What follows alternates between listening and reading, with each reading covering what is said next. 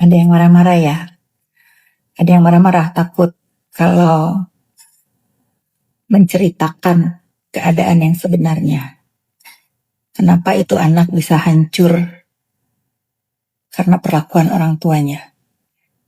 Itu fakta ya. Gak usah menggiring opini, gak usah WA orang ngajarin kalau saya membrainwash. Saya sudah menyerahkan satu bundel percakapan saya dengan anaknya untuk dibaca sama majelis hakim yang mulia. Bagaimana keluh kesah anaknya terhadap kelakuan ibunya. Gak usah marah-marah ya, gak usah tantrum. Siapa? Ada Dajjal, teriak Dajjal. Gak mempan. Kalau selama ini aku diam, tidak mau memblow up percakapan antara saya dengan anaknya, karena gak guna buat keyakinan netizen, meyakinkan netizen gak guna. Saya sudah menyerahkan ke majelis hakim yang mulia, agar ditelaah, agar dibaca, kenapa anak itu bisa seperti itu, sebabnya apa, ya.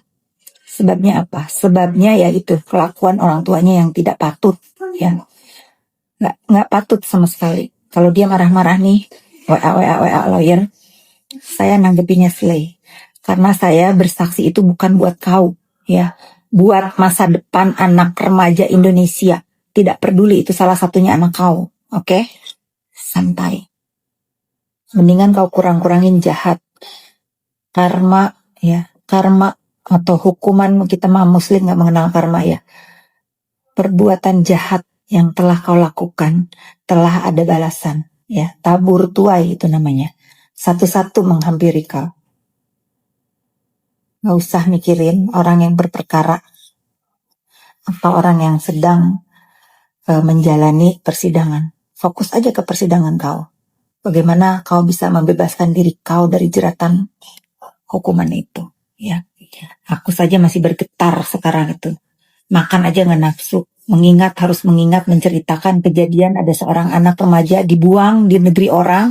Beberapa kali mau bundir, ya. Kok ada seorang ibunya yang membela harkat martabat anaknya malah begitu. Lalu kau masih bersikukuh dengan bahwa aku membrainwash. Tidak ada kata-kata dalam WhatsApp atau percakapan aku dengan anak kau itu untuk membrainwash, ya. Gak bisa aku diamkan lagi. Kau diam-diam ingin membrainwash orang-orang yang sudah tahu siapa kau, ya. Gak mempan lagi mereka itu orang-orang waras, ya. Gak ada seorang ibu itu, gak ada yang berlaku seperti kau itu, gak ada. Gak ada. Yang aku tahu gak ada, ya. Ya udah netizen, pokoknya aku ini berkata seperti ini untuk tidak secara sembunyi-sembunyi untuk meluruskan. Aku akan meluruskan terang-terangan. Jadi kalau dia itu nge-WA atau nge-DM siapapun untuk membrainwash, kau tukang brainwash pikiran-pikiran orang lain untuk membenciku, nggak bisa lagi, ya. Aku punya hak jawab. Paham hak jawab itu apa? Muntah tuh. Ngomong WA orang, ini admin. Kenapa? Kan kau jagoan, aku aja kalau kau memang pegang handphone. Bisa ketik nelpon orang enaknya. Itu ya, itu namanya kebebasan yang terenggut itu seperti itu, ya. Seperti itu memang ibaratnya singa di tempat sirkus. Oke netizen, aku baru memberikan statement ya. Hari ini aku ngapain? Hari ini aku memang memberikan kesaksian buat persidangan Fadel, ya. Semoga apa yang aku jelaskan tadi yang ditanya oleh majelis hakim, ditanya oleh pengacara Fadel dan jaksa penuntut umum bisa menjadi pertimbangan apa yang aku tahu, apa yang aku dengar, dan apa yang perlu mereka tahu tentang kenapa sebab akibat Laura menjadi seperti ini. Tidak bermaksud untuk membuat suasana menjadi tidak baik, ya. Tetapi sepatutnya orang yang tahu apa yang terjadi, ya harus bercerita apa yang terjadi. Karena saya yakin tidak ada orang yang berani selain saya. Selamat malam. Ingin Maskeran dulu ya terdakwa. Ada masker nggak di sana? Kalau nggak ada nanti aku kirim. Nih, maaf. Kan ngeledek ini benar. Kalau nggak ada masker nanti aku kirim. Nih pembela-pembelanya ini ya ngomong kok kayak dendam sama dia, memakai kasus yang ada untuk balas dendam. Nggak ada. Aku tuh bukan pendendam orangnya ya. Aku mah bukan tipe orang pendendam. Aku udah bilang, Yoke aja 5 tahun ngedoxing aku udah maafin.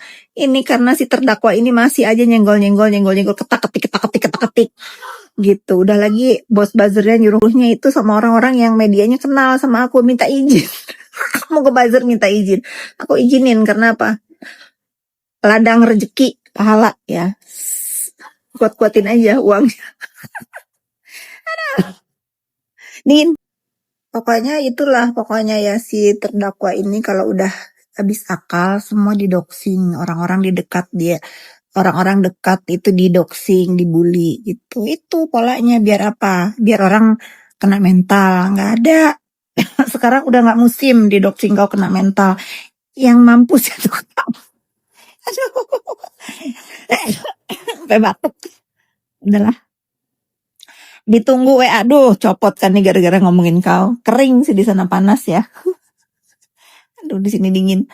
Jadi kalau kau itu sekarang udah nggak bisa lagi berhayal kalau orang-orang di posting-posting sama kau itu akan kena mental. Malah bersatu padu ya. Ditunggu WA-nya. WA apa? WA ke itu, ke dukun yang suruh duduk di belakang aku. Ya. Namanya siapa itu? Iro. Aku tuh lupa netizen ya, mau cerita storytelling ya. Cerita tentang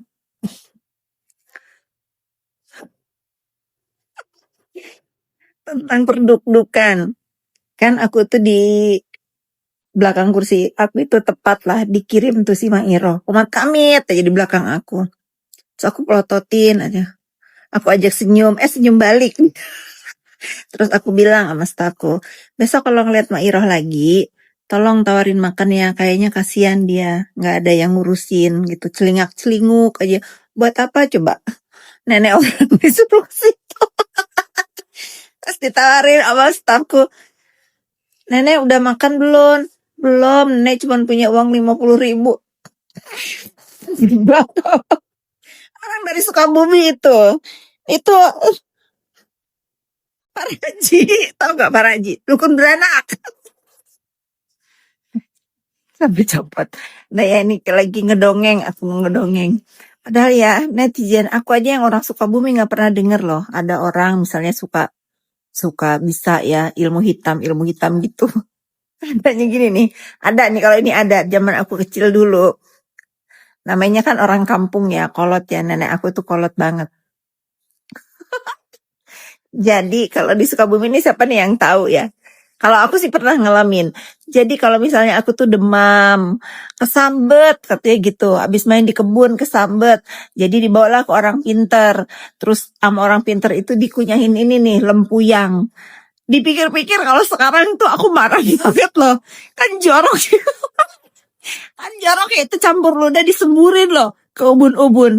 Aku rasa si Maira itu tuh. Dari Sukabumi yang suka nyemburin pakai lempu. Aduh.